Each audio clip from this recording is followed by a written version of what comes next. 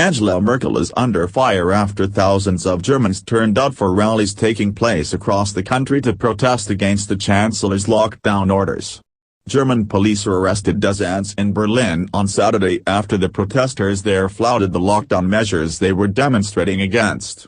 Both left-wing and right-wing protesters criticized Mrs. Merkel's handling of the coronavirus pandemic, with slogans accusing Chancellor Angela Merkel of banning life.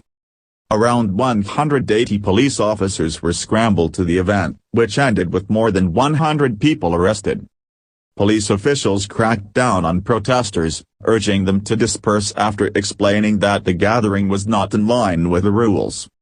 The German capital is now under emergency laws that ban gatherings of more than 20 people.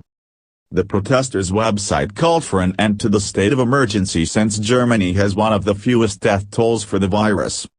Earlier this week, Angela Merkel had warned that the country is easing social distancing measures too quickly. In a speech to the German parliament, Mrs. Merkel said we are in for the long haul and that we must not lose energy. The far-right Alternative for Germany, AfD, party has previously condemned Mrs. Merkel of exaggerating the risk posed by the virus and has called for the immediate reopening of all businesses. Elsewhere in Europe, hundreds of protesters took to the streets in Austria in defiance of a police ban against the gathering. Around 200 people took to central Vienna to protest the restrictions that have been in place for more than a month. The protest's organizers, the Initiative for Evidence-Based Corona Information, ICI, argue that making face masks compulsory in shops and on public transport is counterproductive.